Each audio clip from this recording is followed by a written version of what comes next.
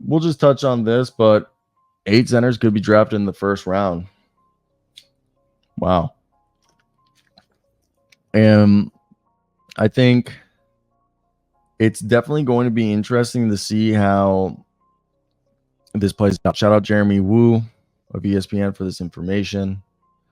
I think one of the bigger things that you see with the NBA is I talked about this. It was funny that a few years ago we were treating NBA centers like running backs in the NFL, that they were going to, if you weren't a unicorn and you were the traditional center, it wasn't going to work out. But now, guys, people love centers again. If you're a unicorn, you're going to go top 5. But if you're not a unicorn and you're a somewhat mobile 6'9" to 7 foot whatever 250 plus pound guy who can set solid screens, rebound, contest shots at the rim, and be able to do a little bit of some DHOs and pass out the elbow and the low block, well, again, being able to move up and down the floor with some grace, you're going to be a first round pick because people like that. And there was only 3 first round picks in the 2020 second round draft. There was only 1 true center draft in the 2023 first round draft. And people have been acting like small ball is going to be the trend, but that's changing. We saw Kel'el Ware, not Kel'el Ware, my apology, Derek Lively, who I think Kel'el Ware could be the Derek Lively of this draft class. We've seen guys like, who else could we throw out there? That rookie center. I mean, Walker Kessler's another guy, Trace Jackson Davis.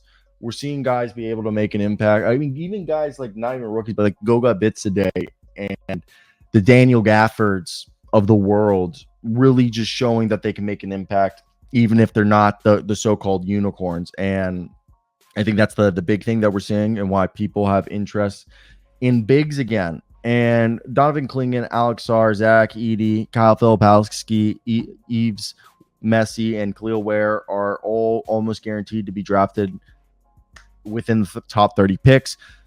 Deron Holmes and even maybe Adem Bona or somebody else, or Ulrich Chamanchi or somebody, could be drafted in that grouping. So I think that's something that's pretty wild. And currently, if we go to our latest kind of like our player rankings by, so Hoops Hypes, give me 1 second. Hoops Hype Centers 2024 NBA Draft. So here at Hoops Hype, we did a little, so according to our aggregate mock draft, this is the latest one we did, or did we did one on the 2024? Okay, yeah, this is the, according to our aggregate mock draft, these are our centers available in this year's NBA draft. And I'm going to just show it on the screen. Obviously, Alex Sarr is number 1. Donovan Clingan, 2. Alex Sarr has the potential to be like an Evan Mobley, Jaren Jackson type guy if it all works out. He has the highest ceiling in this year's NBA draft. Donovan Clingan could be a more mobile, longer Jakob Poeltl with maybe a 3-point shot. Kyle Filipowski, people are saying like is a Kelly Olynyk. I say he could maybe be like a bigger Nas Reed. Yves Messi, everyone's saying is Clint Capella 2.0. Zach Edey's Boban Marjanovic. Kel'el Ware, I really think could be like the Derek Lively of this year's class. I think he's underrated. Some people have said Willie Cauley-Stein, Christian Wood. PJ Hall's a fantastic guy, just a grind, gritty dude. And then we also have the other, like, pull it up. Let's go back. This one is from earlier. Yves Messi. Ethan Almanza dropped out the draft, but Osu Ighodaro is another guy that I think could be like the Trace Jackson Davis of this class. Adem Bona is just a genetic freak. Ugonna pulled out of the draft. So did Aaron Bradshaw. Ariel Hakaporti is a big from Australia. He's just offensively, he's not going to give you much besides, rolling to the basket and stuff like that. But man, oh man, is he a physical player. So I'm not surprised that there's, reports of multiple bigs potentially going in the first, just how this draft is playing out. It does not surprise me. What does surprise me is how it seems like with more and more time, we're seeing that, I don't know,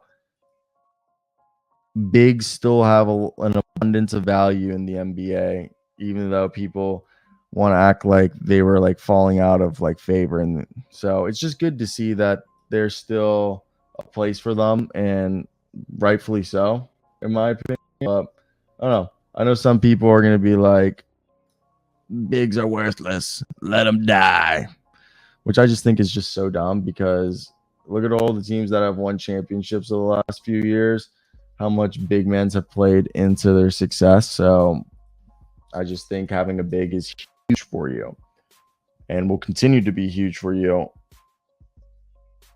regardless of said,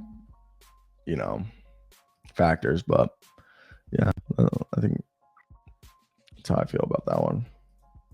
But let's continue, and we got a few more topics that we're going to talk about. So what do we got right here? 3, 6, 8 more topics that we want to talk about that I feel like worth mentioning. So still got a little bit of a ride to do. So it's probably about at least 30 minutes to 40 minutes, maybe even an hour. We'll keep going.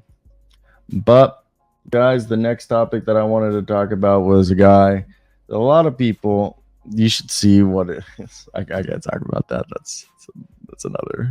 What do you